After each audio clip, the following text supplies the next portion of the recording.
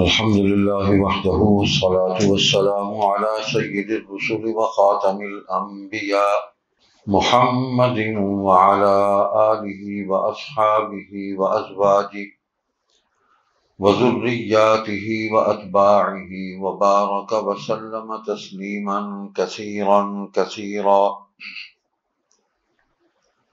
أعوذ بالله من الشيطان الرجيم. بسم الله الرحمن الرحيم.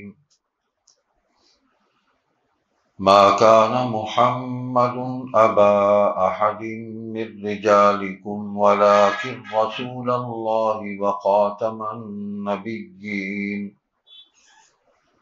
وقال تعالى: اليوم أكملت لكم دينكم وأتممت عليكم نعمتي ورضيت لكم الإسلام دينا. قال النبي صلى الله عليه وسلم: أنا آخر الأنبياء وأنتم آخر الأمم. صدق الله مولانا العظيم وصدق رسوله النبي الصادق الوعد الأمين. تمام حضرات درود پاک پڑھ لیں. اللهم صل على محمد وعلى آل محمد كما صليت على إبراهيم وعلى آل إبراهيم إنك حميد مجيد. اللهم بارك على محمد وعلى آل محمد كما باركت على إبراهيم وعلى آل إبراهيم إنك حميد مجيد. گرامی قدر جناب ڈاکٹر فیضان حسن صاحب اور ہدایہ انسٹیٹیوٹ کے منتظمین، میرے بزرگوں، بھائی عزیزوں، میں شکر گزار ہوں آپ کا کہ آپ نے ایک بہت ہی عظیم الشان عنوان پر مجھے گفتگو کا موقع عطا فرمایا. گو کہ یہ عنوان ایسا ہے کہ اس کا حق کوئی بھی ادا نہیں کر سکتا. محسن انسانیت، خاتم النبیین، رحمت للعالمین، سیدنا و مولانا رؤوف الرحیم محمد کریم صلی اللہ علیہ وسلم کے بنی نوع انسان پر اتنے احسانات ہیں کہ کسی ایک کا بھی پوری امت مل کے اس کا بدلہ نہیں دے سکتی، حق پورا ہی نہیں ہو سکتا. اس لیے اللہ پاک نے حکم فرما دیا ایمان والوں کو: یا ایھا الذین آمنوا صلوا علیہ وسلموا تسلیما. جب تک ہم زندہ ہیں، دنیا کی یہ زندگی ہے، ہمیں یہ فریضہ ادا کرتے رہنا ہے کہ ہمیں حضور صلی اللہ علیہ وسلم کی ذات اقدس پر ہمیں صلاۃ و سلام پیش کرتے رہنا ہے، اور یہ ہدیہ جو ہے ان کی بارگاہ میں قیامت تک پیش ہوتا رہنا ہے. اور ایک تسلسل ہے، جیسے اسی آیت میں شروع میں فرمایا اللہ پاک نے: ان اللہ وملائکتہ یصلون علی النبی. بے شک اللہ اور اس کے فرشتے جو ہیں وہ نبی پر صلاۃ بھیجتے ہیں. تو یقیناً اللہ کا اور فرشتوں کا صلاۃ بھیجنا انسانوں کے صلاۃ بھیجنے سے مختلف ہے. محمل بدلنے سے معنی بدل جاتا ہے، مفہوم بدل جاتا ہے، انداز بدل جاتا ہے. تو اللہ سبحانہ و تعالیٰ جس کے قبضے میں ساری رحمتیں ہیں، ساری کائنات جس کے قبضے میں ہے، وہ اپنی شان کے مطابق اپنے نبی کے درجات کو بلند فرماتے ہیں. اور اللہ کے فرشتے جو ہیں ان رحمتوں کو لے کر تسلسل کے ساتھ حضور صلی اللہ علیہ وسلم کی بارگاہ میں حاضر ہوتے رہتے ہیں. بلکہ یہاں تک حضور علیہ السلام نے فرمایا کہ مخلوق میں سے بھی، انسانوں میں جو بھی میرے لیے یہ ہدیہ بھیجتا ہے تو اللہ نے فرشتے مقرر کیے ہوئے ہیں: ان للہ ملائکۃ سیاحین فی الارض. کہ جو زمین میں گھومتے پھرتے رہتے ہیں اور جہاں بھی کوئی مجھ پر صلاۃ و سلام بھیجتا ہے وہ اس کو لے کر میری بارگاہ میں پہنچا دیتے ہیں۔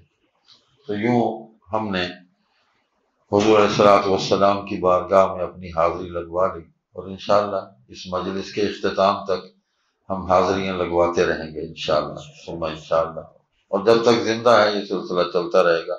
چند تمہیدی کلمات تھے۔ تو آج کا عنوان بڑا واضح ہے، نبی رحمت کی ختم نبوت۔ میں نے جو آیت کریمہ آپ کے سامنے تلاوت کی، اللہ سبحانہ و تعالیٰ نے اس آیت کریمہ میں جہاں اور مسائل تھے، اس کا پس منظر کچھ اور ہے، لیکن اس کے ساتھ ساتھ آپ کی نبوت و رسالت کی تکمیل کا اعلان فرمایا۔ ختم نبوت کا مطلب نبوت کا اس دنیا سے ختم ہو جانا، اٹھ جانا ہرگز نہیں ہے۔ ختم نبوت کا مطلب تکمیل نبوت ہے، کہ نبوت مکمل ہو گئی۔ جس طرح آفتاب پر روشنی کے تمام مراتب جو ہیں وہ آ کر مکمل ہو جاتے ہیں، حضور خاتم النبیین محمد کریم صلی اللہ علیہ وسلم کی ذات اقدس پر نبوت کے تمام مراتب آ کر مکمل ہو جاتے ہیں، اور نبوت کے ساتھ جو کچھ وابستہ ہے، جو نظام وابستہ ہے، وہ بھی مکمل ہو جاتا ہے۔ اس سے آگے اب کچھ نہیں ہے۔ تو اللہ پاک نے ایک تو کفار و مشرکین کو یہ جواب دیا کہ حضور کے اگر بیٹے نہیں ہیں تو نبوت آگے نہیں چلے گی۔ سابقہ انبیاء کی مثال دیتے تھے نا کفار کے، ان کی اولاد تھی، تو حضور کے تو بیٹے فوت ہو گئے، دنیا سے رخصت ہو گئے۔ تو اللہ پاک نے ایک تو یہ بتلایا کہ تم مردوں میں سے کسی کے حقیقی والد نہیں ہیں، حضور صلی اللہ علیہ وسلم۔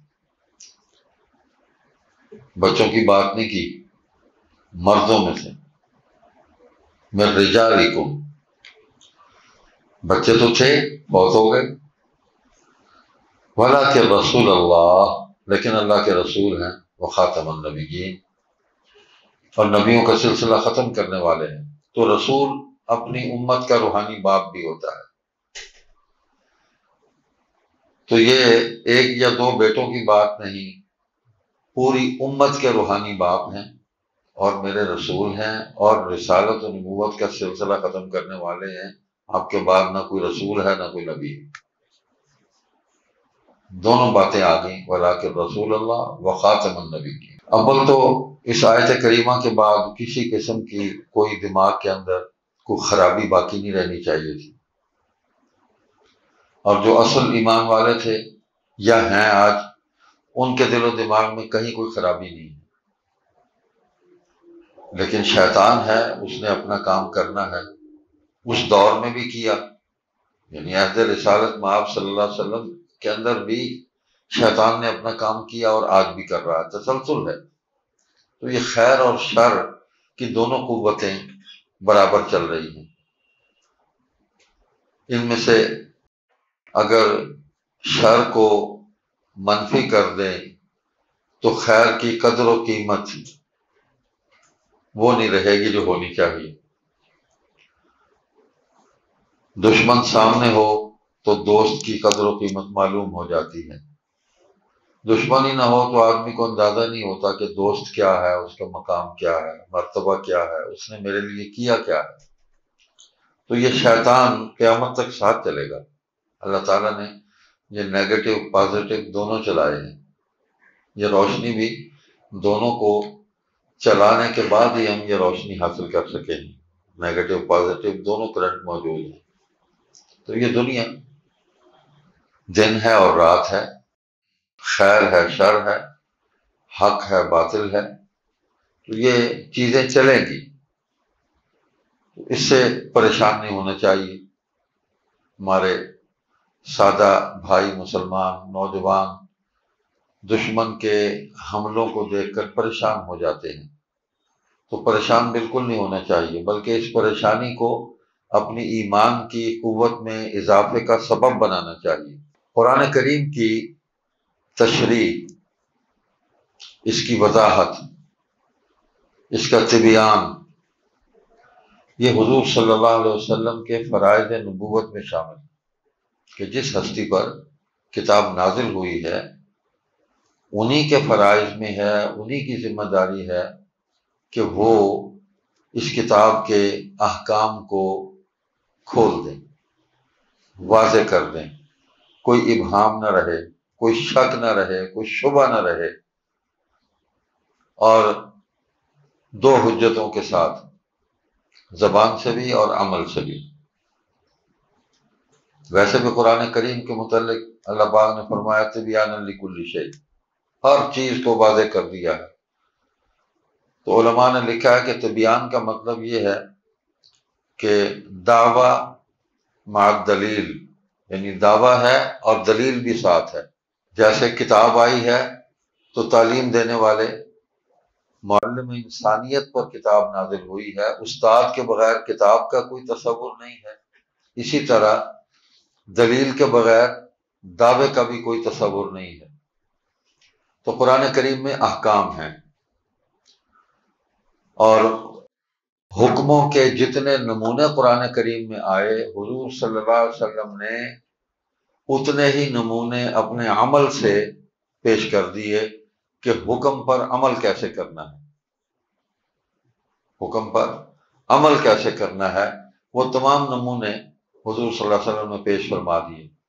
ختم نبوت، پورا دین اس کے اندر آ گیا، توحید ہے نا، تو ختم نبوت کے عقیدے کے بغیر توحید سمجھ میں نہیں آ سکتی۔ کس نے یہ عقیدہ عطا فرمایا؟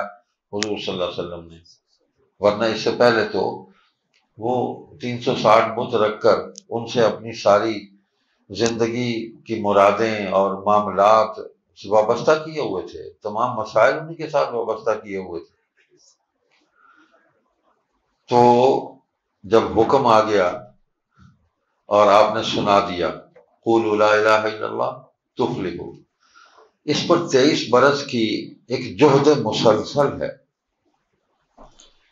ہجرت بھی ہے، اس میں مال کی قربانی ہے، اس میں جان کی قربانی ہے، اس میں وطن کو چھوڑا ہے، خاندان کو چھوڑا ہے، یہ سارے مصائب سے ہوتے ہوئے لیکن اس دعوت کو اور اس عقیدے کو کس نے پیش کیا اور اس کو مکمل کیا عملی طور پر؟ وہ حضور صلی اللہ علیہ وسلم کی ذات ہے، وہ نبی خاتم کی ذات ہے، کوئی کمپرومائز نہیں ہے۔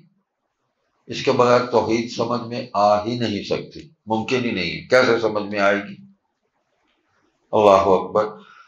حضور السلام نے نبوت سمجھانے کے لیے، نبوت بھی تو اللہ کا امر ہے نا، اپنی طرف سے تو کوئی نبی نہیں بن سکتا، تو یہ فرمایا تھا نا کہ جب کوئی صفا پہ کھڑے ہو کے کہ اگر میں یہ کہوں کہ اس کے پیچھے ایک لشکر ہے جو تم پر حملہ آور ہو جائے گا، چڑھ دوڑے گا، میری بات مان لو گے؟ سب نے کہا مانیں گے۔ اس کی ایک وجہ تو یہ تھی کہ وہ سامنے دیکھ رہے تھے کہ حضور بلندی پر ہیں اور ہم نشیب میں کھڑے ہیں، تو ظاہر بات ہے یہ پیچھے بھی دیکھ رہے ہیں، سامنے بھی دیکھ رہے ہیں، لیکن یہ انہیں معلوم نہیں تھا کہ یہ کوہ صفا ہی نہیں، کوہ نبوت بھی ہے، کہ یہاں وہ خبریں بھی آپ کو اللہ تعالیٰ عطا فرما رہے ہیں جو کسی انسان کے پاس نہیں ہے۔ تو مان لیا نا انہوں نے کہ آپ اگر فرماتے ہیں تو بالکل ایسے ہی ہوگا۔ تو پھر فرمایا کہ اب میں کہتا ہوں نا کہ اللہ وحدہ لا شریک ہے، تو جن کو بات سمجھ آ گئی اور حضور صلی اللہ علیہ وسلم پر اعتماد تھا انہوں نے اللہ کو مان لیا، جن کو نبی پر اعتماد نہیں ان کو خدا کو بھی نہیں مانا، ان کو پھر وحی کا بھی پتہ نہیں، ان کو پھر حلال اور حرام کا بھی پتہ نہیں، ان کو اپنے نسبی رشتوں کے تقدس کا بھی کوئی ان کو خیال اور اس کا احترام باقی نہیں ہے، مال بھی پاک نہیں ہے، کچھ بھی باقی نہیں بچتا، پھر آخرت بھی نہیں۔ تو زندگی اور آخرت کے تمام معاملات حضور صلی اللہ علیہ وسلم کی ذات کے ساتھ جڑے ہوئے. اسی لیے قرآن کریم میں جا بجا آخر تک ایک ہی حکم ہے کہ میرے نبی کی اطاعت کرو، اور پھر یہ ہے کہ اب اور کوئی ہے نہیں. وما ارسلناک الا کافۃ للناس بشیرا ونذیرا، ہم نے آپ کو تمام لوگوں کی طرف بھیجا ہے. کافۃ للناس، کسی ایک جماعت، گروہ، زمانہ، ایک قوم، کسی متعین پیریڈ کے لیے آپ نہیں آئے، ہمیشہ کے لیے آئے ہیں. اب سارے زمانے آپ کے ہیں. آپ ہی کی نبوت، آپ ہی کی رسالت، آپ ہی کی شریعت، آپ ہی کی سنت، آپ ہی کی حدیث، یہی چلے گی. آپ ہی کا اسوہ حسنہ چلے گا. لقد کان لکم فی رسول اللہ اسوۃ حسنہ. اس کے اندر بھی ختم نبوت ہے کہ اگر کسی اور نے آنا ہوتا تو پھر یہ بات نہ کہی جاتی کہ تمہارے لیے بہترین نمونہ جو ہے وہ حضور صلی اللہ علیہ وسلم کے اعمال کے اندر ہے، حضور کے طریقے کے اندر، اور کسی کا طریقہ نہیں چلے گا. جو ان کے طریقے پر چلے گا وہی کامیاب ہوگا. تو یہ بات جن کو سمجھ آ گئی وہ دنیا میں بھی کامیاب ہو گئے، آخرت میں بھی کامیاب ہو گئے. اللہ پاک نے سابقہ انبیاء جتنے بھی آئے نا، وہ اپنے اپنے متعین دورانیے میں آئے اور اپنی بات مکمل کر کے وہ اس دنیا سے چلے گئے. جیسے حدیث ہے کانت بنو اسرائیل تسوسہم الانبیاء، کہ بنی اسرائیل کے انبیاء جو ہیں وہ اپنی سیاست اور اپنی جو قوم کی رہنمائی ہے وہ خود کیا کرتے تھے، ان کی قیادت بھی خود کرتے تھے.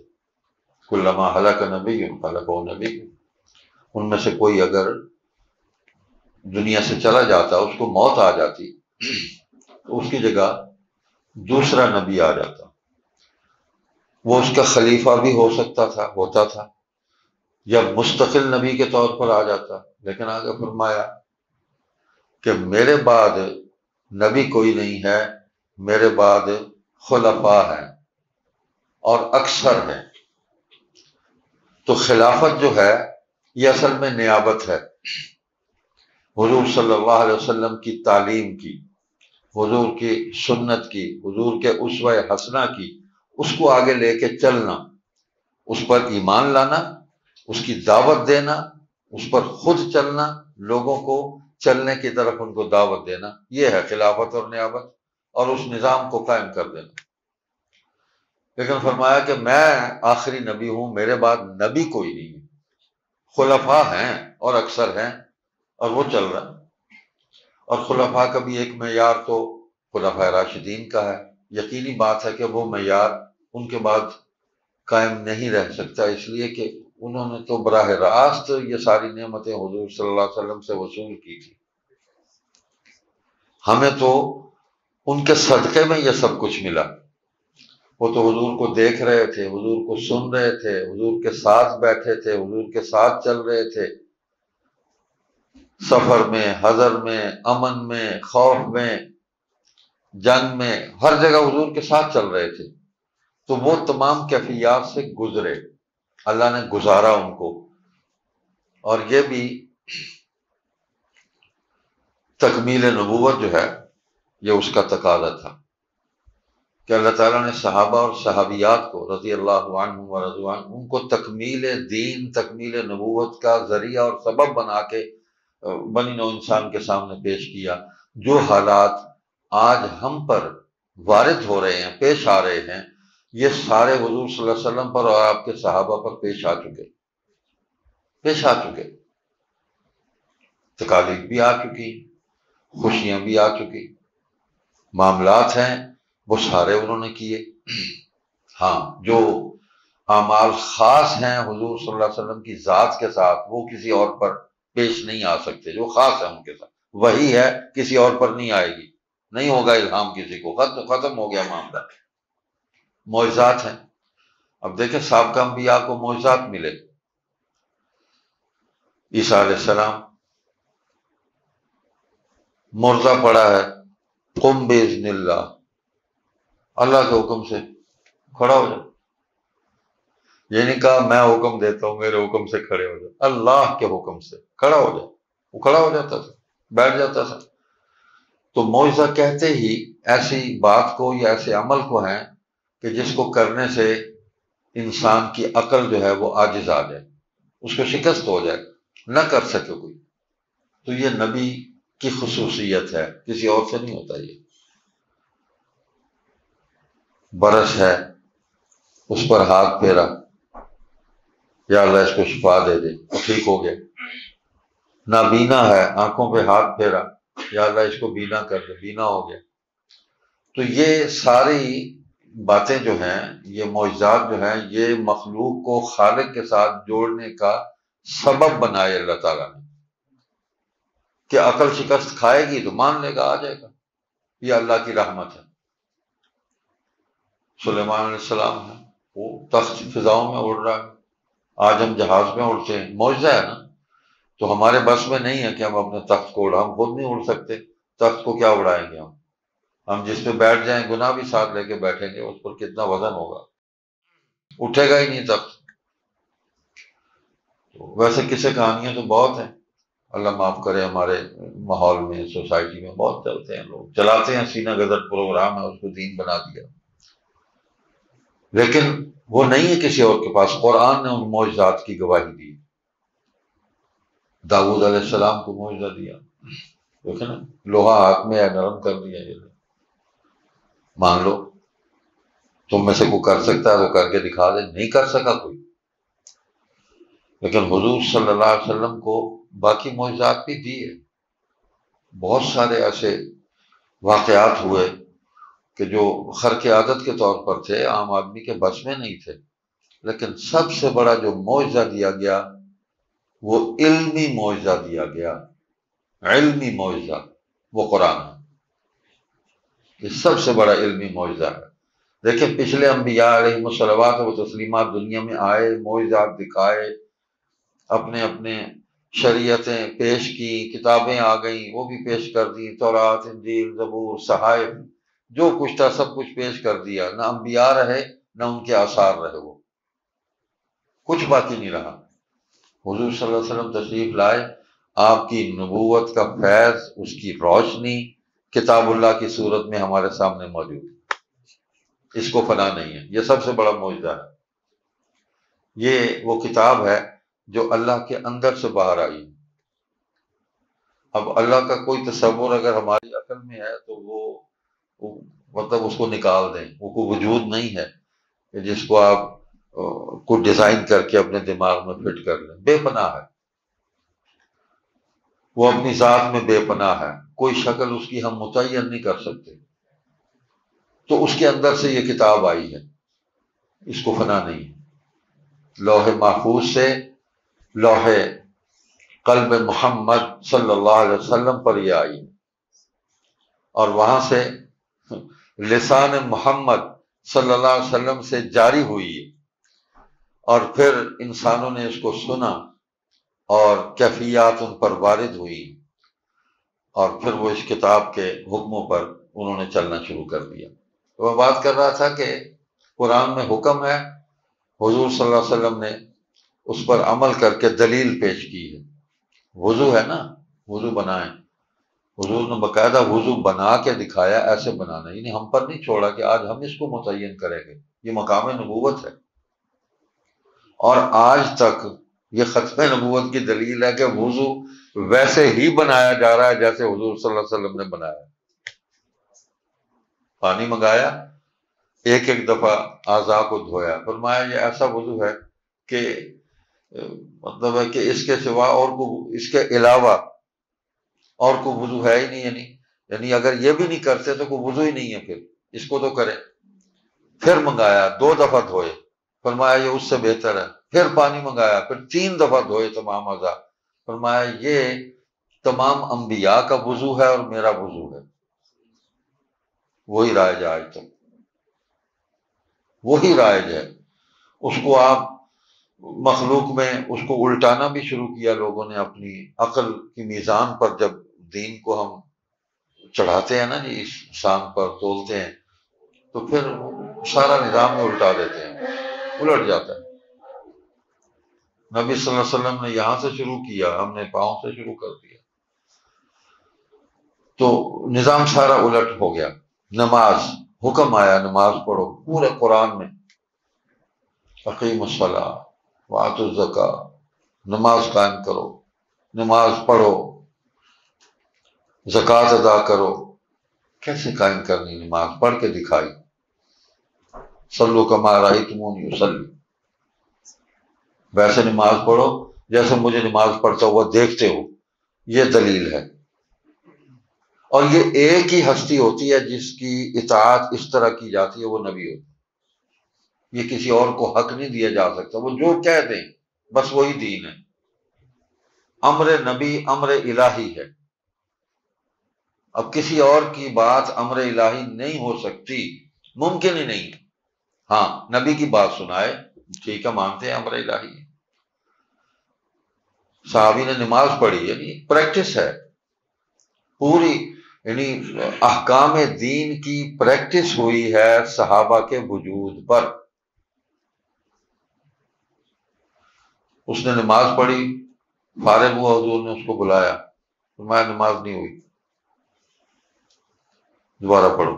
اس نے پھر پڑھی، فرمایا اب بھی نہیں ہوئی، پھر پڑھو۔ اس نے تیسری مرتبہ پڑھی، فرمایا اب بھی نہیں ہوئی۔ یہ ایک پروسیس ہے، ایک پریکٹس ہے۔ اب یہ ایسا فرما بردار شاگرد ہے، عرض کہ یا رسول اللہ اب آپ مجھے پڑھ کے دکھائیں، میں تو ایسے ہی پڑھ سکتا تھا، پھر میں آپ کی نقل میں پڑھوں گا۔ حضور نے اس کو پھر نماز پڑھ کے دکھائی، پھر اس نے حضور کی نقل میں نماز پڑھی، فرمایا اب ٹھیک ہے۔ ایک منصب اپنا بیان کیا حضور علیہ الصلوۃ والسلام نے، وہ بھی قرآنی منصب ہے، انما بعثت معلما، او کما قال علیہ الصلوۃ والسلام، میں معلم بنا کر بھیجا گیا ہوں۔ اب دیکھیں کہ بغیر تربیت کے جو تعلیم ہے نا، وہ فتنے اور فساد کا سبب بنتی ہے۔ کتاب ہے، کتاب تو لفظ لکھے ہوئے ہیں، اس کا تو کچھ بھی نہیں، آپ پڑھ لیں کیا ہو جائے گا۔ آپ اسکول پڑھتے ہیں، کالج پڑھتے ہیں، یونیورسٹی پڑھتے ہیں، آپ کتاب پڑھتے رہیں، جب خود پڑھتے رہیں آپ، وہی آپ کو ڈگری نہیں ملے گی جب تک آپ استاد سے اس کو سمجھیں گے نہیں۔ اور اگر آپ سائنس کے اسٹوڈنٹ ہیں، کسی بھی لائن میں ہیں، میڈیکل لائن میں ہے، انجینئرنگ لائن میں ہے، تو جب تک آپ پریکٹیکل نہیں کریں گے استاد کی نگرانی میں، تھیوری جو ہے وہ آپ کو سمجھ میں نہیں آئے گی۔ تو قرآن حضور صلی اللہ علیہ وسلم پر نازل ہوا، حضور نے سب سے پہلا جو کام کیا نا، وہ 4 فرائض ہیں، اور وہی 4 فرائض اب تک چل رہے ہیں۔ یہ بھی ختم نبوت ہے، یہ رحمت ہے۔ اعوذ باللہ من الشیطان الرجیم، هو الذی بعث فی الأمیین رسولا منهم یتلو علیہم آیاتہ ویزکیہم ویعلمہم الکتاب والحکمہ۔ وہی اللہ جس نے امیین میں اپنے رسول کو بھیجا، یعنی وہ لکھتے پڑھتے نہیں تھے وہ لوگ، اور حضور بھی یہ کام نہیں کرتے تھے، نہ لکھتے تھے نہ لکھا ہوا پڑھتے تھے۔ وہ نبی کیا ہوا جو قلم کا محتاج ہو، وہ نبی کیا ہوا جو کتاب کا محتاج ہو، اس کو دیکھ کے پڑھے۔ نبی تو وہ ہے کہ میں تو بول رہا ہوں، سن لو، لکھ لو، مجھ سے سمجھ لو، اور جو میں بول رہا ہوں کسی اور کے پاس یہ کلام ہے تو لے آئے سامنے، مقابلہ کر لے۔ چیلنج ہے، نبی جو کتاب لے کے آئے وہ چیلنج، نبی نے جو اس کی تشریح کی وہ چیلنج، چاہے وہ قول سے ہے چاہے عمل سے ہے، چیلنج ہے۔ تو 4 باتیں ہیں، یتلو علیہم آیاتی، یہ فرائض نبوت میں ہے کہ جو آیتیں آپ پر نازل ہوئی ان کو سنا دیں، تلاوت کر دیں، اور نبی بھولے نہیں کبھی، قرآن نہیں بھولے کبھی۔ خیال آیا تو میں جلدی جلدی پڑھوں، شاید کہیں بھول نہ جاؤں، وہی آتی تھی تو فوراً سنا دیتے۔ تو اللہ پاک نے فرمایا پریشان نہ ہو میرے محبوب، بس جو کچھ آپ کو سنایا جا رہا ہے اور آپ پر نازل کیا جا رہا ہے، آپ بس اس کو دھیان سے سنیں، اور بس اس کو آپ کی زبان پر جاری کرنا، اس کو بیان کرنا، یہ اس کو محفوظ کرنا، یہ ہماری ذمہ داری ہے۔ لا تحرک به لسانک لتعجل به ان علینا جمعه وقرآنہ فاذا قرأناه فاتبع قرآنہ ثم ان علینا بیانہ۔ سورہ رحمان میں بھی یہی فرمایا، الرحمن علم القرآن خلق الانسان علمہ البیان، اقرأ باسم ربک الذی خلق خلق الانسان من علق اقرأ وربک الاکرم الذی علم بالقلم علم الانسان ما لم یعلم۔ وہ علم دیا جو انسان نہیں جانتا تھا۔ تو حضور صلی اللہ علیہ وسلم بھولتے نہیں تھے۔ اللہ تعالیٰ نے یہ بھی معجزے کے طور پر مخلوق کے سامنے حضور کو پیش کیا کہ میری جو کتاب ان پر آ رہی ہے نا، نازل ہو رہی ہے، یہ بالکل صحیح صحیح ویسے ہی تمہیں سنائیں گے۔ تو الفاظ متعین ہوئے، حروف کا تعین ہوا، الف سے لے کے یا تک حروف جڑے تو الفاظ کا تعین ہوا کہ یہ جڑ کر لفظ کیسے بنتے ہیں۔ اللہ حروف ہے نا، الف ہے، دو لام ہے، ہا ہے، چار حرف ہیں، اللہ، تو اس کو پڑھنا کیسے ہے یہ بھی تعین ہوا۔ حروف متعین ہوئے، لفظ متعین ہوا، لفظ کو پڑھنا کیسے ہے یہ متعین ہوا۔ تو تلاوت سے یہ کام ہوا کہ یہ حروف ہیں، یہ الفاظ بنتے ہیں، یہ آیتیں بنی ہیں، اور ان کو پڑھنا کیسے ہے، حضور صلی اللہ علیہ وسلم نے یہ سارے کام یتلو علیہم آیاتی کے اندر اس کو مکمل فرما دیا۔ آج تک وہی حروف ہیں، وہی الفاظ ہیں، وہی ادائیگی ہے جو حضور صلی اللہ علیہ وسلم نے جس طرح ادا فرمایا، وہی ادائیگی ہے، بالکل ہو بہو، نہ لفظ بدلا نہ ادائیگی بدلی، کہ اس لفظ کو بولنا کیسے ہے، ادا کیسے کرنا ہے۔ کوئی تبدیل کر کے دکھا دے، کسی میں ہمت آ گئی، جو مرضی کر لے، نہیں ہوگا، لگا لے زور، پوری دنیا نے، عالم طاغوت نے زور لگا لیا، ان جو معنی مفہوم بدلنے کا زور لگا لیا، وہ نہیں بدل سکے، نہیں تسلیم کیا امت نے۔ تو سب سے پہلی بات یتلو علیہم آیاتی، مانوس کیا اس کلام سے، اور دلوں کو جو ہے اس کلام کے ساتھ جوڑ دیا، محبت پیدا کر دی ان الفاظ کے ساتھ، ان آیات کے ساتھ، اللہ کی کتاب کے ساتھ۔ اب آ گئے وَيُزَكِّيهِمْ، اب صفائی ستھرائی کی ہے ان کی، کہ اگر دلوں میں کہیں کوئی ٹیڑھ پن ہے، کوئی کجی ہے، کہیں کوئی شک ہے، کوئی شبہ ہے، اس کو نکالا جائے، دلیل سے بھی، عمل سے بھی، اور نبی کی توجہ سے بھی۔ اب یہاں پیر صاحب دیکھ لیں تو کہتے ہیں جی پیر صاحب نے دیکھا ہے تو پتہ نہیں کیا کیا، مجھے میری کائنات بدل کے رکھ دی ہے، پتہ نہیں کیسے دیکھا انہوں نے۔ پیر صاحب کیا مطلب ہے، وہ کہتے ہیں جی اس نے مجھے پیار سے دیکھا ہے، پیار سے دیکھا ہے تو بس پتہ مجھے الٹا کے رکھ دیا ہے، مجھے اور کچھ سمجھ ہی نہیں آتی۔ تو جہاں نبی دیکھ رہے ہوں، نگاہ نبوت کے پیچھے اللہ کی پوری طاقت اور قوت، اس کے سامنے کیا چیز ٹھہر سکتی ہے؟ تو وہ کجی، وہ نقائص، وہ شکوک، وہ شبہات، ان سب کو نکال کے یقین میں تبدیل کر دیا، ان کے دلوں کو پاک کر کے اس کے اندر قرآن اتار دیا، قرآن اتار دیا صحابہ کے دلوں میں، صحابیات کے دلوں میں قرآن اتار دیا۔ وَيُعَلِّمُهُمُ الْكِتَابَ، دیکھیں کتاب کی تعلیم جو ہے وہ تربیت کے بغیر نقصان کرے گی، فتنہ پیدا ہوگا۔ جب تک استاد سمجھائے گا نہیں اس وقت تک کتاب سمجھ میں نہیں آ سکتی، اور جب تک ماحول نہیں بنائے گا وہ تعلیم کا، حضور صلی اللہ علیہ وسلم نے ماحول بنایا، پھر ان کو کتاب سمجھائی، وَيُعَلِّمُ الْكِتَابَ۔ اب بتاتا ہوں تمہیں ان لفظوں کے معنی کیا ہے، ان سے مراد کیا ہے اللہ کی، اللہ تم سے کیا کام لینا چاہتے ہیں، دنیا کی زندگی کیسے اللہ چاہتے ہیں کہ تم ایسے گزارو۔ وہ بتایا، وَيُعَلِّمُهُمُ الْكِتَابَ، حلال کیا ہے، کیسے حلال ہے، اس حلال کو حاصل کیسے کرنا ہے، اس حلال کو استعمال کیسے کرنا ہے، حرام کیا ہے، اس حرام سے بچنا کیسے ہے، یہ ساری چیزیں یہ تعلیم کے ذریعے تربیت ہوئی ہے۔ اس لیے اس تعلیم اور تربیت کے نتیجے میں صحابہ اور صحابیات کے ایمان پر کوئی بھی ڈاکہ نہیں ڈال سکا۔ بوڑی کو شیطان سامنے آیا، وہاں کہہ رہا تھا کہ وہ درخت اپنے پھل سے پہچانا جاتا ہے نا، تو کڑوا پھل ہو کسی درخت کا تو وہ اس درخت کے قریب نہیں جاتے، لوگ کہتے یار یہ کڑوا پھل دیتا ہے، میٹھا دے تو کہتے یار یہ درخت چنگا ہے، ان کو پانی شانی دو، امب بڑے میٹھے دیتا ہے، جو بھی پھل ہے۔ تو یوں ہی سمجھیے کہ حضور صلی اللہ علیہ وسلم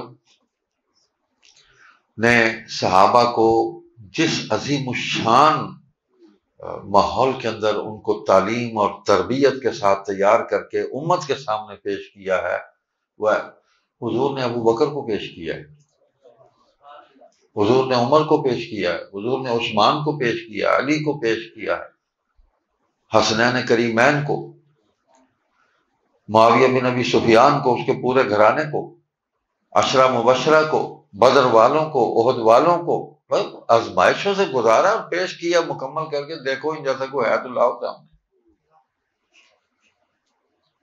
حضور نے تو فتح مکہ والے دن وہ صحابہ کے بالکل نوجوانوں میں سے ایک آدمی کو درمیان سے نکال لیا سے، کسی کو پتہ ہی نہیں ہے کہ اس کو یہ عزت ملنے والی ہے، یہ نگاہ نبوت ہے۔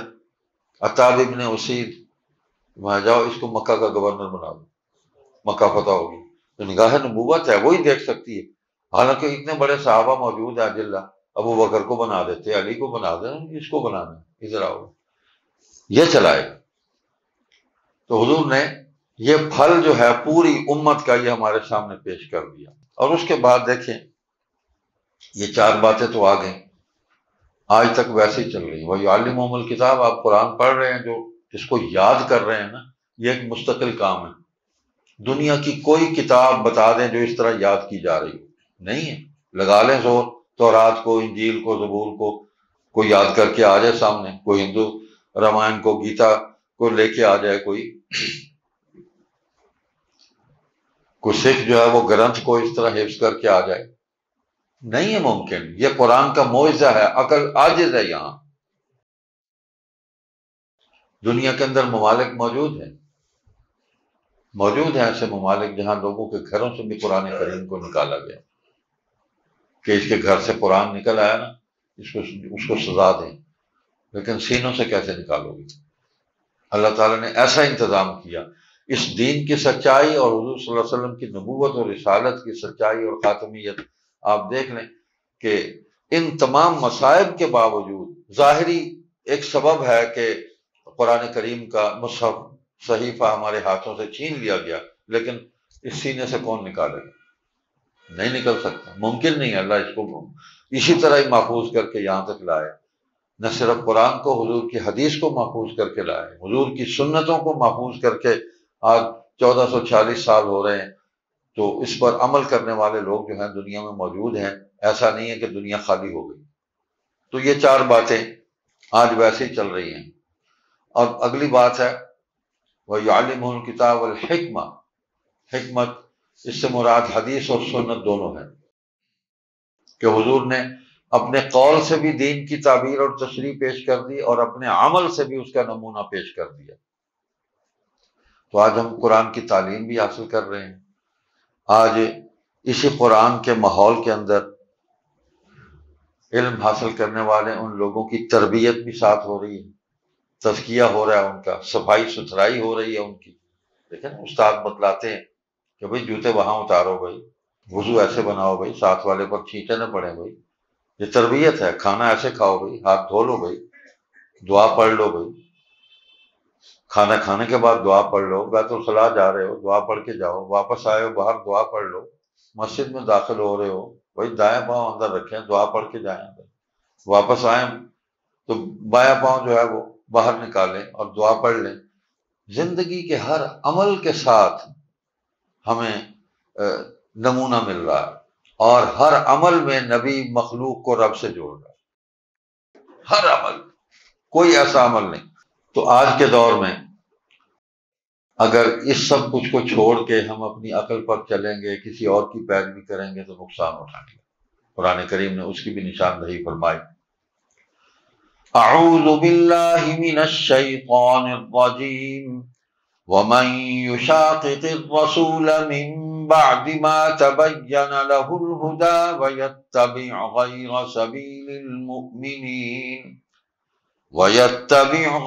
سبيل المؤمنين نوله ما تولى ونصله جهنم وساءت مصيرا۔ صدق اللہ العظیم۔ کہ ہدایت کے واضح ہو جانے کے بعد، ہدایت اپنے تمام تر نظام کے ساتھ کھل کر ہمارے سامنے آ گئی ہے، کوئی چیز پوشیدہ نہیں رہی۔ یعنی رسول آئے صلی اللہ علیہ وسلم، قول بھی لائے، عمل بھی لائے، کتاب بھی لائے، ہر چیز مکمل ہمارے سامنے پیش کر دی۔ وَمَن يُشَاقِقِ الرَّسُولَ مِن بَعْدِ مَا تَبَيَّنَ لَهُ الْهُدَىٰ، کہ آپ پھر مخالفت کریں اللہ کے رسول کی، حالانکہ ہدایت واضح ہو چکی ہے ان کے ذریعے تم پر۔ اور اگلی بات جو ہے وَيَتَّبِعْ غَيْرَ سَبِيلِ الْمُؤْمِنِينَ، اور تم جو غیر مومن ہیں ان کے راستے پر چلو، ان کی اتباع اور فرما برداری کرو۔ ہدایت واضح ہو جانے کے بعد یہاں عقل کو کیوں نہیں استعمال کرتے؟ نُوَلِّهِ مَا تَوَلَّىٰ، بس پھر اللہ فرماتے ہیں یہ راستہ تم نے اپنے لیے منتخب کیا ہے، تم نے چلنے کا ایک فیصلہ کر لیا اس پر، تو پھر اسی پر ہی ہم تمہیں چلا دیتے ہیں۔ پھر تم نے پسند جو کر لیا اپنے لیے، اللہ خود نہیں کسی کو گمراہ کرتے۔ آخر وقت تک ہدایت کے راستوں کو اللہ اجالتے رہتے ہیں، روشن کرتے رہتے ہیں، اسباب اس کے سامنے کھولتے رہتے ہیں کہ کہیں بھی یہ عقل سے کام لے لے۔ قرآن کریم میں بار بار یہی اللہ پاک نے شکوہ کیا، فلا تعقلون، کیا ہو گیا تمہیں، غور نہیں کرتے، تم عقل سے کام نہیں لیتے۔ افلا یتدبرون القرآن، تو جب کوئی اس کو چھوڑ کے اپنی مرضی سے چلنا چاہے، اپنی خواہشات کی اتباع کرنا، اللہ فرماتے ہیں نولی ما تولی، جاؤ پھر چلو اسی پر ہی۔ تو یہ اللہ کی رحمت سے محروم ہو گیا۔ جب نبی کی نبوت و رسالت کی اتباع کو چھوڑا تو اللہ کی رحمت سے محروم ہو گیا۔ اب بھٹکتا پھرے گا، کبھی اس گڑھے میں گرے گا، کبھی اس گڑھے میں گرے گا۔ وَأَنَّ هَذَا صِرَاطِي مُسْتَقِيمًا فَاتَّبِعُوهُ وَلَا تَتَّبِعُوا السُّبُلَ فَتَفَرَّقَ بِكُمْ عَنْ سَبِيلِهِ۔ حضور صلی اللہ علیہ وسلم نے اس آیت کو پڑھا اور زمین پر بیٹھ کر اس کو سمجھایا۔ وہی جیسے معلم جو ہے وہ سمعی بصری دونوں مواد وہ اپنے شاگردوں کے سامنے پیش کرتا ہے تاکہ سبق یاد ہو جائے۔ تو حضور فرماتے ہیں صلی اللہ علیہ وسلم انما بعثت معلما، میں معلم بنا کر بھی بھیجا گیا ہوں۔ تو حضور نے صحابہ کو تعلیم دی، بیٹھ گئے اس آیت کو، یہی سیدھا راستہ ہے، میری اتباع کرو۔ اور اگر اس راستے کو چھوڑ دو گے جو میں اللہ کا راستہ بتلا رہا ہوں، تو حضور نے ایک لکیر کھینچی ایسے اپنی انگلی مبارک سے زمین پر کہ یہ ہے سیدھا راستہ، صراطی مستقیما، جو میں بتا رہا ہوں تمہیں اللہ کا راستہ، اس پر نہیں چلو گے نا، ولا تتبعوا السبل فتفرق بکم عن سبیلی، دائیں بائیں مختلف لکیریں کھینچی آپ نے، فرمایا پھر اس کو بھول جاؤ گے، یہ مختلف راستوں پر متفرق ہو جاؤ گے، تمہارے اندر تفرقہ پیدا ہو جائے گا، تفریق ہو جائے گی، بکھر جاؤ گے، منتشر ہو جاؤ گے، کبھی ادھر جاؤ گے، کبھی ادھر جاؤ گے، کبھی ادھر جاؤ گے، کبھی ادھر جاؤ گے۔ تو حضور صلی اللہ علیہ وسلم کی ذات اقدس کو چھوڑ کر دوسری طرف جانے کے نتائج بھی آج ہمارے سامنے ہیں۔ کوئی حدیث کا انکار کر رہا ہے، حدیث پڑھ کے حدیث کا انکار کر رہا ہے،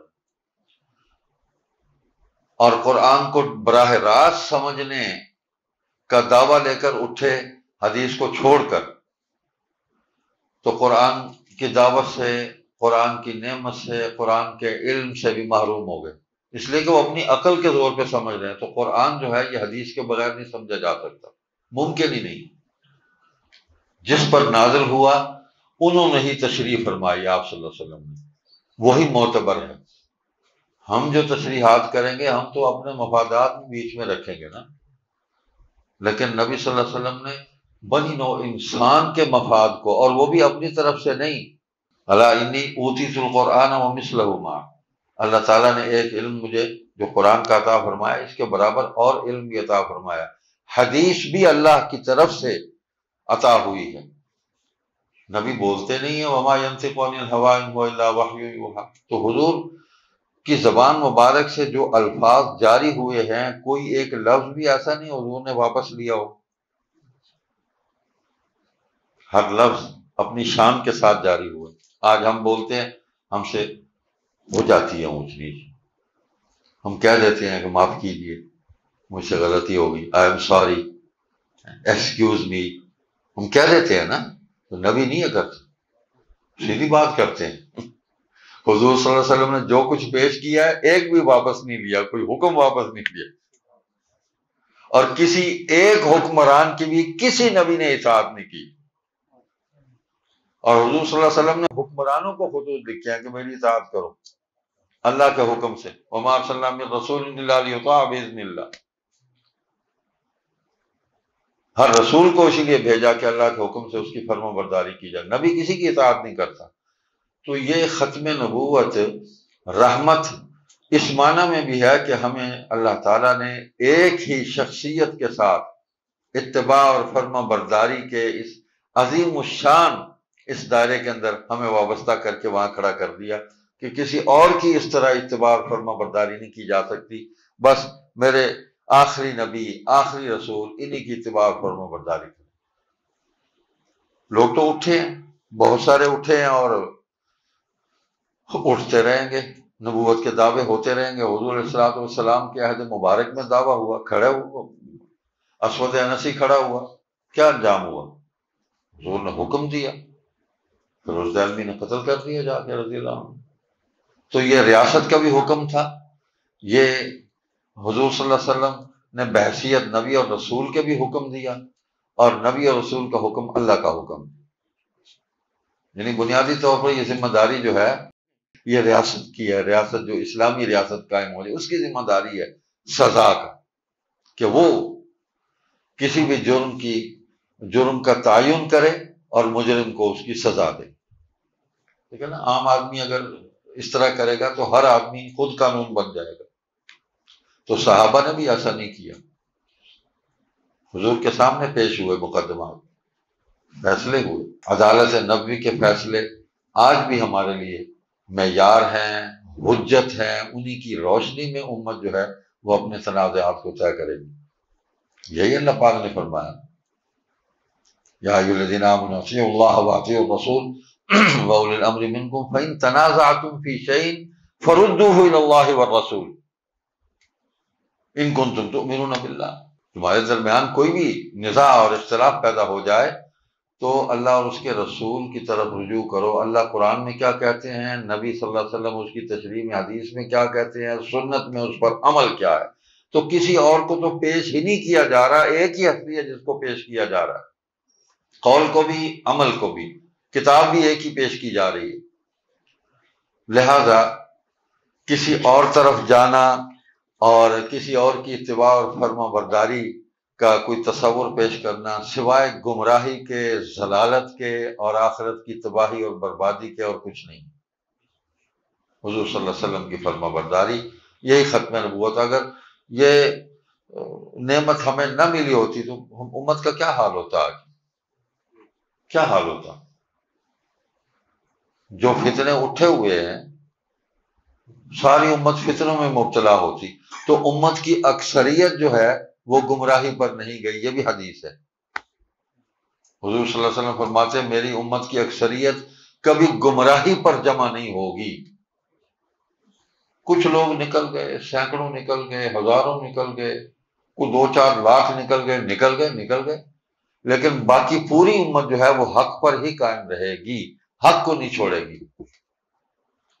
تو آپ دیکھ لیں اٹھ رہے ہیں فتنے، اس میڈیا کے ذریعے بھی، سوشل میڈیا کے ذریعے بھی کتنے فتنے ہیں جن کو لانچ کیا جا رہا ہے، اور ایک ہی مقصد ہے کہ روح محمد اس کے بدن سے نکال دو۔ ایک ہی مقصد ہے عالمی طاغوت کا کہ اس امت کے بدن سے حضور صلی اللہ علیہ وسلم کی محبت اور اطاعت اور فرما برداری کا جو جذبہ ہے، جو یقین ہے، اس کو نکال دو۔ یہ نکل گیا تو یہ لاشا ہے، کچھ بھی نہیں ہے پھر تو یہ نہیں نکلے گا، جو مرضی کر لیا۔ آپ دیکھ رہے ہیں، آپ کے سامنے مثالیں بھی آ رہی ہیں، میں تفصیل میں بالکل نہیں جانا چاہتا۔ آج کل تو ماشاءاللہ انفارمیشن کا اتنا دور ہے زبردست، ابھی واقعہ ہوتا ہے اور پل بھر میں پوری دنیا میں وہ وائرل ہو جاتا ہے، پتہ چل جاتا ہے کیا ہوا، تو کوئی کر کے دیکھ لیں۔ وہ جسٹس منیر گزرے ہیں، ایک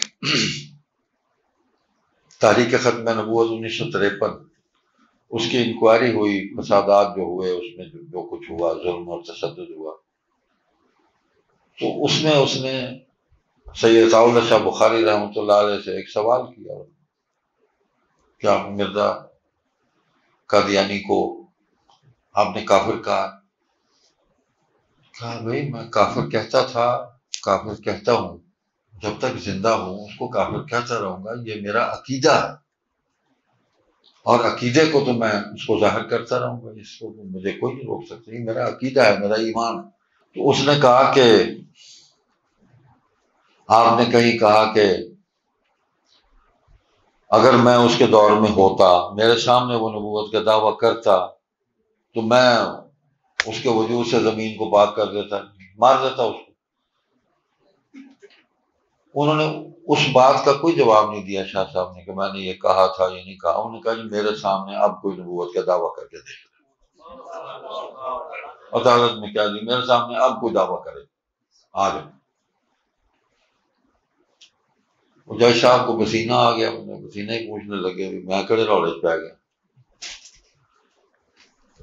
اس پر یہ جو طاولہ شاہ بخاری ہے، میں کہتا ہوں آپ اور ہم میں سے ہم کتنے گناہ گار ہیں، ہمارے سامنے کوئی یہ کام کرے گا ہم سے بھی یہ برداشت نہیں ہوگا، نہیں ہوگا۔ ریاست کی ذمہ داری ہے وہ ان معاملات کو دیکھے اور قانون اور آئین کے مطابق ان معاملات کو وہ ہینڈل کرے، تاکہ معاشرے کے اندر جو ہے وہ فساد جو ہے وہ نہ پھیلے۔ یہ ریاست کی ذمہ داری ہے، جس کے پاس طاقت ہے، تمام ریاستی قوتیں جس کے پاس ہیں حکومت کے پاس، وہ ان معاملات کو دیکھے۔ حضور صلی اللہ علیہ وسلم نے حکم دیا، اس کا اسود نصیب فارغ ہو گیا، مسلمۃ الکذاب کے خلاف جنگ کیا، ابوبکر صدیق رضی اللہ تعالیٰ نے اتنی زبردست جہاد کیا، اللہ اکبر، کوئی کمپرومائز نہیں کیا اس میں۔ 1200 صحابہ شہید ہو گئے، لیکن ابوبکر صدیق نے کوئی اس پر مفاہمت نہیں کی۔ بڑے بڑے صحابہ کہتے تھے حضور ابھی اس دنیا سے پردہ فرما کے گئے، ہم تو غم میں ڈوبے ہوئے ہیں، ہم میں تو ہمت نہیں ہے کہ ہم کسی کام اپنا کوئی ذاتی کام کر سکیں، کتنا ہماری طبیعتوں پر اثر ہے، آپ جہاد کے لیے کچھ تھوڑا ہمیں سنبھلنے تو دیں۔ فرمایا یہی وقت ہے، اگر اب نہ کھڑے ہوئے تو پھر کب کھڑے ہوں گے؟ کر دیا کھڑا۔ اور آپ دیکھیں یہ ختم نبوت ہی کی یہ اس کی عظمت ہے، اسی کا فیض ہے کہ ابو جہل کا بیٹا بھی اس جہاد میں قیادت کرتا ہوا گیا، اکرمہ بن ابی جہل، اس کو باپ بھول گیا، جب حضور پر ایمان لے آیا تو اس کے دل و دماغ میں باپ رہا ہی نہیں۔ پھر لا یؤمن احدکم حتی اکون احب الیہ من والدہ وولدہ والناس اجمعین، اس شرط کو صرف صحابہ نے پورا کیا،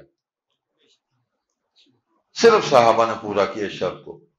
کوئی مومن نہیں ہو سکتا جب تک وہ اپنے ماں باپ سے، اپنی اولاد سے، تمام لوگوں سے زیادہ مجھ سے محبت نہ کرے، ساری محبتوں پر میری محبت غالب نہ آ جائے۔ تو ایک ہی بندہ ہے نا، ایک ہی ہستی ہے جس کی اطاعت کا اس درجے میں حکم دیا گیا، اور تو ہے کوئی نہیں، تو نبوت تو وہی چلے گی، اور تو کوئی نبوت نہیں۔ اللہ اکبر۔ ابو لہب کتنا ظلم کیا، گھر سے مخالفت تو پہلے انہوں نے کی نا، اسی نے کی، جس نے حضور کی ولادت پر کھانا پکایا، خوشیاں کی، اس نے مسرت کا اظہار کیا، میرا بھتیجا پیدا ہوا، تو سب سے زیادہ تکلیف اس نے بجھائی، اس کی مذمت میں سورت نازل ہو گئی، تبت یدا ابی لہب وتب۔ آج لوگ اس کی مختلف تشریحات کر رہے ہیں، کہتے ہیں یہ او لہب نہیں، یہ اور سی ابو لہب بھی تھوڑے چو سی کوئی۔ جو او نہیں سی تے پھر تہاڈے چوں سی کوئی تہاڈا کچھ لگدا ہونا، دسو کون سی؟ وہی تھا۔ آپ دیکھیں کہ اس کے 2 بیٹوں نے اسلام قبول کیا، 3 تھے، عتبہ، عتیبہ، معتب، 2 سے نسبت تھی حضور کی بیٹیوں کی۔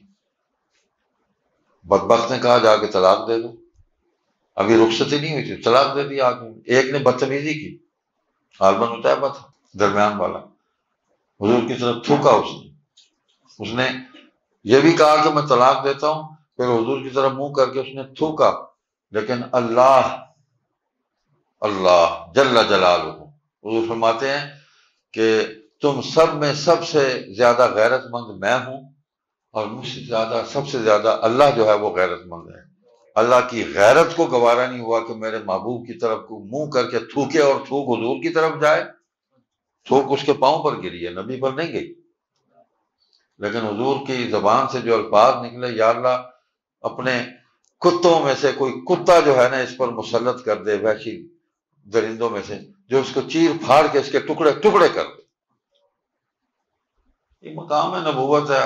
ابو طالب پاس بیٹھے تھے کہ یہ کیا کہہ دیا آپ نے؟ ان کا بس کہہ دیا، نبی نے اپنی مرضی سے تو کہا نہیں، دل دکھایا نبی کا، اور بدتمیزی ساتھ کی۔ عتبہ نے بدتمیزی نہیں کی تھی، بس واپس گھر گئے تو پوچھا باپ نے، ابو لہب نے، کیا کہا میرے بھتیجے نے جب تم نے جا کے یہ کہا؟ نے کہا یہ کہا، انہوں نے کہا پتر گل یہ ہے، میرے بھتیجے کی گل کبھی غلط نہیں ہوئی، یہ کافر ہے، مشرک ہے، سب سے بڑا دشمن ہے، وہ کہہ رہا ہے کہ میرے بھتیجے کی بات کبھی غلط نہیں ہوئی، اب بچ کے رہنا، یہ ہوگا تیرے ساتھ۔ اور ہوا۔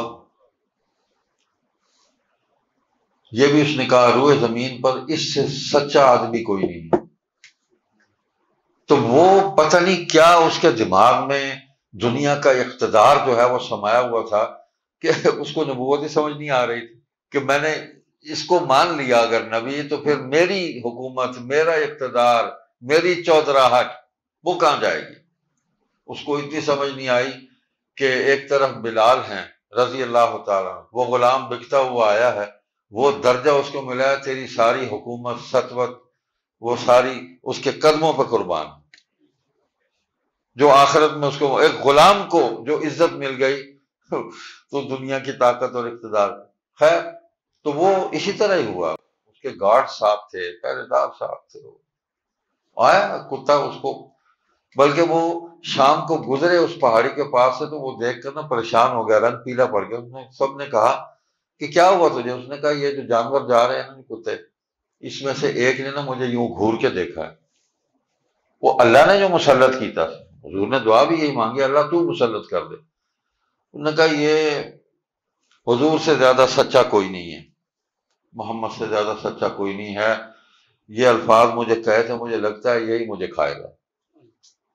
وہی ہوا، وہ رات کو سونگتا ہوا آیا بندوں کو ایسے، اور سیدھا وہیں پہنچا، یوں اٹھایا اس نے سوریوں کو اور لے جا کر اس کے ٹکڑے ٹکڑے اس کے کر دیے۔ 2 بچے تھے فتح مکہ پہ، حضور صلی اللہ علیہ وسلم نے ان کو بھی بلایا، حضرت عباس سے فرمایا کہاں ہیں وہ بھتیجے تیرے؟ وہ میرے چچا کے بیٹے ابو لہب کے۔ یا رسول اللہ وہ نا آپ کا سن کے بھاگ گئے۔ کہاں بھاگ گئے؟ تو مینا کی طرف چلے گئے۔ میں ان کو بلاؤ، میں نے اللہ سے مانگا ہے ان کو بھی۔ حضور کی نبوت سراپا رحمت ہے، ختم نبوت سراپا رحمت ہے، میں نے ان کو مانگا ہے اللہ سے، لے آؤ ان کو۔ گئے، ان کو لے آئے، انہوں نے کلمہ پڑھا، جہاد میں شریک ہوئے، مکہ میں مدفون ہیں دونوں۔ فرمائیں ان کو اپنے باپ کی مذمت میں اتری ہوئی صورت بھی ان کے سامنے تھی، تبت یدا ابی لہب وتب، لیکن باپ کی محبت ان کے دل میں نہیں آ سکی۔ یہی ہے مقام نبوت، نکل گئی۔ جب نبی سمجھ میں آ گیا تو پھر ہر چیز پھر نکل گئی، پھر صاف ہو گئی۔ یہی حضرت اکرمہ کا حال ہوا، تو یہی طائف والوں کا حال ہوا، ان کی بچی ہوئی اولادیں ساری حضور کے قدموں میں آ کے گری، ساری حضور کے قدموں میں آ کے گر گئی، سب نے حضور نے فتح مکہ کے، یہ مقام نبوت یہ ہے کہ کسی ایک سے بھی انتقام نہیں لیا، معافی تھی، معافی تھی، یہ ہے وما ارسلناک الا رحمۃ للعالمین۔ اس دنیا میں بھی رحمت اور آخرت میں بھی رحمت۔ تو حضور صلی اللہ علیہ وسلم کی اتباع اور فرمانبرداری، یہ سیرت کے عنوان سے آپ نے جو پروگرام کیا، مجھے بڑی خوشی ہوئی کہ آپ نے یہ آج 9ویں تقریب ہے۔ تو میں ڈاکٹر صاحب سے کہہ رہا تھا کہ بڑا پرانا میرے ذہن میں ایک آئیڈیا تھا، کراچی میں ایک صاحب تھے یوسف بجلی والا کے نام سے، تو بچپن سے میں ان کے اشتہار پڑھا کرتا تھا، آج سے 50 سال پہلے، 12 روزہ محافل سیرت۔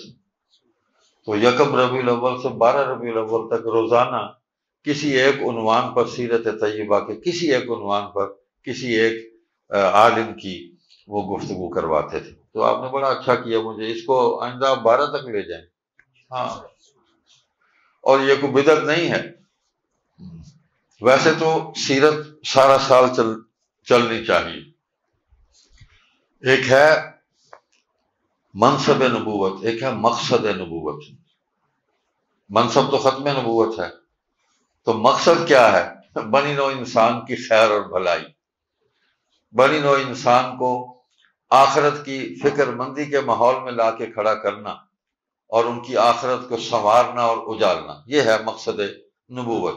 ان کے اخلاق کو بعثت لیتمم مکارم الاخلاق، ان کے اخلاق خوبصورت اور حسین بنا دیں، ان کو علم عطا کریں جو علم میں لے کے آیا، ان کی زندگیاں سنوار دیں۔ سیرت کہتے ہی زندگی کے اعمال کو ہیں، اور حضور صلی اللہ علیہ وسلم پر ہی یہ لفظ جو ہے یہ صادق آتا ہے، ہم پر سیرت کا لفظ صادق نہیں آتا۔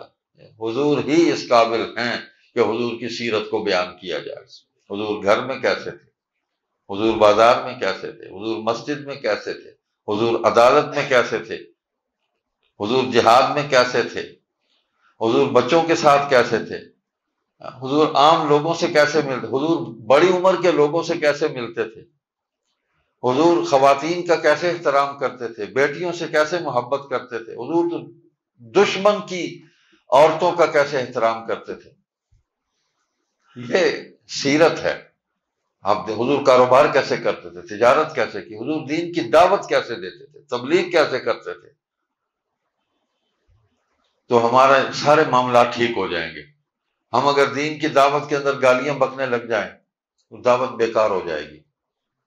بڑی سادہ سی مثال ہے، کتنا ہی مضبوط عالم کیوں نہ ہو، تو بھائی اکٹھے ہوئے ہیں سارے، اب میں اپنی مثال دے دیتا ہوں، پتہ نہیں آپ نے مجھے کیا سمجھ کر بٹھایا ہوا ہے، مجھے کچھ نہیں آتا، طالب علم ہوں، لیکن اگر آپ مجھ سے مصافحہ کریں گے، سلام کریں گے، میں 2-4 بندوں سے مصافحہ کر کے اس کے بعد جھٹک دوں، ہٹ جاؤ پیچھے، دفعہ ہو جاؤ، کیا مصیبت ہے، ہٹو بچو، مجھے مصیبت میں ڈال دیا، وہی میرا علم فارغ ہو گیا،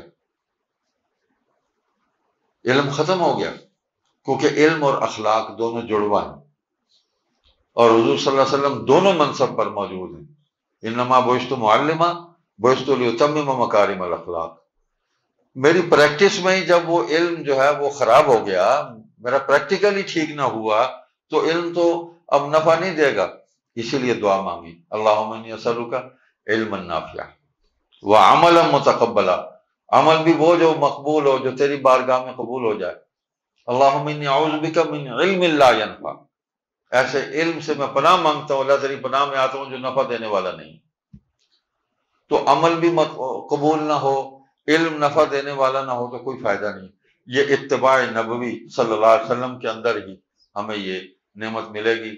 تو حضور صلی اللہ علیہ وسلم کی نبوت اور رسالت قیامت تک ہمارے لیے رحمت ہی رحمت ہے۔ اب شیطان نے اس سے بھی نفع اٹھانے کی کوشش کی، مرزا قادیانی نے کہا رحمت ہے، آپ رحمت کے دروازے بند کر رہے ہیں، نبوت رحمت ہے، اس کو آگے چلنا چاہیے۔ تو نبوت کی تعلیم چلے گی نا، نبوت کا حکم چلے گا نا، نبی کا عمل چلے گا نا، سنت چلے گی، نبی کا قول چلے گا، کوئی آپ کی تو بات نہیں چلے گی، نہ میری چلے گی۔ یہی غلط فہمی پیدا کی گئی کہ جی رحمت ہے، رحمت کو آگے چلنا چاہیے، وہ جی خاتم کا معنی مہر ہے، مہر لگ گئی تو کاغذ آگے چلتا ہے، تو چلے، کاغذ کو کس نے روکا آگے چلنے سے؟ لیکن یہ مطلب تو نہیں ہے کہ یہ کاغذ لے کے چلنے والا جو ہے وہ نبی بن گیا ہے، وہ نبی کا پیغام لے کے چل رہا ہے، فَلْيُبَلِّغْ الشَّاهِدُ الْغَائِبُ، جو آج میں تمہیں سنا رہا ہوں، تم سن رہے ہو، جو موجود ہو، جو یہاں موجود نہیں، ان تک اس کو پہنچاؤ۔ یہ دین ایسے ہی ہم تک پہنچا ہے، یہ منقول بھی ہوا ہے، عقل کے ذریعے بھی آیا، نقل کے ذریعے بھی آیا، دونوں ذرائع سے آیا یہاں پر۔ نقل ہو کے آیا دین، حضور کی ایک ایک ادا نقل ہوئی ہے۔ کسی کا نام تو لو کہ جس کی ساری باتیں نقل ہو کر امت تک پہنچی ہو، کوئی ایک بتاؤ۔ ایک صحابی نے ایک حدیث بیان کیا، وہ کہتا ہے میں فلاں موقع پہ تھا، حضور نے یہ فرمایا صلی اللہ علیہ وسلم نے، اس میں لفظ کو الفاظ زائد ہیں۔ دوسرا کہتا ہے میں فلاں موقع پہ تھا، حضور نے یہ فرمایا تھا، اس میں یہ الفاظ تھے، اس میں وہ نہیں ہوتے۔ تو دونوں پوری دیانت کے ساتھ حضور کی بات ہم تک پہنچا رہے ہیں، کسی ایک نے بھی خیانت نہیں کی، نہ کسی مرد مومن نے، نہ کسی عورت مومنہ نے، کسی نے خیانت نہیں کی، جیسے سنا ویسے ہی ہم تک پہنچا دیا۔ تو جبریل بھی امین ہے، حضور بھی امین ہے صلی اللہ علیہ وسلم، اور صحابہ بھی امین ہیں، اور اس امت کے علماء وہ بھی اس دین کے امین ہیں۔ حدیث میں آیا کہ ہر زمانے میں اللہ ایسے لوگوں کو پیدا کرتے رہیں گے جو آج میں کہہ رہا ہوں یہی کچھ کہیں گے اور اس میں کمی بیشی نہیں کریں گے، اور جو آج میں عمل کر رہا ہوں یہی عمل کریں گے، اس کے اندر بھی کمی بیشی نہیں کریں گے۔ تو موجود ہے نا، آج بھی موجود ہیں، ہم نمونے کے طور پر ان کو پیش کرتے ہیں اور فتنوں کا مقابلہ کر کے ہم آگے بڑھتے ہیں۔ تو قیامت تک قرآن کی دعوت بھی چلے گی، حضور کی نبوت اور رسالت کے ماتحت جتنے بھی اعمال ہیں وہ بھی چلتے رہیں گے۔ یہ تو قرآن ایسی کتاب ہے کہ اس کی تلاوت تو قیامت کے دن بھی بند نہیں ہوگی۔ حدیث میں حضور نے فرمایا، حضور نے سارے زمانوں کی خبریں دی ہیں، یہی تو خاتم النبیین ہے، تکمیل نبوت ہے کہ اپنے سے پہلے زمانے کی، اپنے زمانے کی، بعد کے زمانے کی، قیامت کے دن کی، قیامت کے بعد جو کچھ ہونا ہے اس کی اینڈ ہو گیا، ساری خبریں حضور نے دے دی۔ اب کوئی اور آ کے ہمیں کیا کوئی نئی خبر دے گا؟ ہمارے علم میں، ہمارے ایمان میں، ہمارے عقیدے میں، ہمارے عمل میں کیا کوئی اضافہ کرے گا؟ ہمیں ضرورت ہی نہیں ہے۔ حضور نے فتنوں کی بھی نشاندہی کر دی، آئیں گے 30 کذاب ہوں گے، ہر کوئی کہے گا کہ میں نبی ہوں اللہ کا۔ سیکون فی امتی کذابون ثلاثون یزعمون انہ نبی اللہ وانا خاتم النبیین لا نبی بعد، یہ بھی خبر دے دی۔ وہ کذاب پیدا ہوئے جو دعوے کر رہے ہیں، یعنی کم سے کم تو وہ امام مہدی بنتے ہیں نا، پہلے تو کئی بنے ہیں، 2-3 تو میں نے بھی دیکھے ہیں۔ ایک جو ہے وہ فلسفے میں پی ایچ ڈی کرتے ہوئے پاگل ہو گئے، امام مہدی بن گئے۔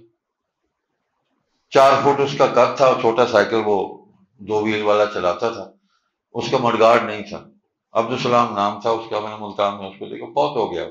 تو وہ کہتا تھا لوگوں کو مجھ پر ایمان لاؤ، امام مہدی آ گیا ہوں۔ وہ بھائی کتوں آ گئے ہیں بھائی؟ منہ نہ متھا جی میں جن پہاڑوں لچھا، انہوں نے کہا جی مان لو میں۔ تو کوئی کہتا کہ بکواس بند کرو، کہتا جی میری توہین نہ کرو، اللہ کا عذاب آئے گا۔ تو ہمارے ایک بزرگ تھے، انہوں نے ان سے کہا اچھا کوئی معجزہ دکھا۔ تو وہ سائیکل پر چڑھا اور بگاتا ہوا لے گیا۔ واپسی پہ آیا نا تو مڈگارڈ تو تھا نہیں، ٹائر پر پاؤں رکھا اس نے، بریکیں بھی نہیں تھی، روک دیا، کہتا دیکھو جی میرا معجزہ، بغیر بریکوں سے سائیکل روکتا ہے۔ مطلب مینٹل کیس ہمارے سوسائٹی کے اندر جو آتا ہے وہ کوئی نہ کوئی دعویٰ کر کے لوگوں کو اکٹھا کر لیتا ہے۔ ویسے بھی ہمارا حال کو عجیب ہی ہے، جب ہم دین والوں سے، صحیح مراکز سے، صحیح لوگوں سے نہیں جڑیں گے نا تو ہر پاگل جو ہے وہ اپنے گرد کوئی 15-20 بندے اکٹھے کر لے گا۔ وہ تو چوک میں جو ہے وہ سانپ جو ہے وہ 2-3 پٹاریاں کھول کے وہ بیٹھ جاتا ہے، پٹھان میں بھی، اور وہ سفید موسلی، کالی موسلی، سفید زیرہ، کالا زیرہ، ہاں جی، فلفل کثیر، تخم فلان جمکان، وہ اکٹھا کر کے ایک معجون بنا کے روح افزا کی بوتل ڈال کے وہ سارا بیچ باچ کے چلا جاتا ہے۔ اچھے بڑے پڑھے لکھے لوگ وہاں 1 گھنٹہ اس کی تقریر سن لیتے ہیں ایسے کھڑے ہیں۔ یہ کوئی معیار نہیں ہے بھائی، یہ کوئی معیار نہیں ہے۔ کسی آدمی کے گرد چند آدمی اکٹھے ہو جائیں، زیادہ اکٹھے ہو جائیں، یہ کوئی معیار نہیں ہے۔ معیار تو وہ پیش کیا کر رہا ہے۔ تو اس قسم کے فتنوں سے اپنے آپ کو بچائیں، اور حضور صلی اللہ علیہ وسلم کے منصب ختم نبوت، اس کے تحفظ کے لیے ہر وقت کمر بستہ رہیں، ہر وقت، اور ان مراکز سے، ان شخصیات سے وابستہ رہیں جو قرآن و سنت کی دعوت دے رہے ہیں، جو قرآن کی تعلیم دے رہے ہیں، قرآن کی تفہیم کر رہے ہیں، حدیث پڑھا رہے ہیں، سمجھا رہے ہیں، اس کا معنی، مفہوم، مطلب، سنت کی طرف آپ کو دعوت دے، ان سے جڑے رہیں۔ اور جو ادھر ادھر آپ کو گھماتے ہیں نا جی، مختلف فلمیں دکھاتے ہیں، مختلف ڈرامے دکھاتے ہیں، ان سے بچ جائیں خدا کے لیے۔ شعبدہ بازی کوئی یہ مسئلہ نہیں ہے، یہ ایک پریکٹس ہے۔ اب تو نیٹ کی دنیا ہے، آپ کھول لیں، اتنے شعبدے ہیں اس کے اوپر، لوگوں نے اس کو معجزہ سمجھ لیا، حالانکہ وہ شوق دے، معجزہ نہیں ہے، شوق دے، تماشے ہیں۔ تو ان تماشوں سے بچیں، تماشا گروں سے بچیں، تماش بینوں سے بچیں، اور کوشش کریں کہ تماش بینوں کو بھی آپ حقائق کی دنیا میں لا کے ان کی دنیا اور آخرت کو سنوار دیں۔ میں نے بہت وقت لے لیا آپ کا، سبحانک اللہم و بحمدک، نشہد ان لا الہ الا انت نستغفرک و نتوب الیک۔ انشاءاللہ 11-12 ربیع الاول کو چناب نگر میں ہم ختم نبوت کانفرنس کرتے ہیں، ہم اسلام کی دعوت بھی دیتے ہیں۔ 12 ربیع الاول کو ہم دعوت اسلام کے عنوان سے جلوس بھی نکالتے ہیں، اس کے بڑے ہمیں فائدے ہوتے ہیں، اور قادیانی اسلام کی طرف آ رہے ہیں، الحمدللہ مسلسل آ رہے ہیں، اور وہ ہمارے ساتھ بھائی بن کے وہ امت مسلمہ میں شامل ہو رہے ہیں۔ ان کے لیے بھی دعا کریں، کئی مسائل ہیں ان کے، تعلیم کے، شادیوں کے، بچوں کے، ان کی زندگی کے مسائل، وہ اپنا سب کچھ چھوڑ کے ہمارے ساتھ آ جاتے ہیں، تو پھر ہم ان کے ساتھ چلتے ہیں جتنا ہم شیئر کر سکتے ہیں۔ تو اس طرف دعا بھی کیا کریں، اللہ تعالیٰ ہمارے اس کام میں برکت پیدا فرما دے۔ اس ادارے کو، ادارے سے متعلق جتنے بھی حضرات ہیں، ڈاکٹر صاحب کو اللہ تعالیٰ جزائے خیر عطا فرمائے، اور اس کو ترقی دے، اور یہاں سے دین کا پیغام جو ہے وہ نشر ہوتا رہے۔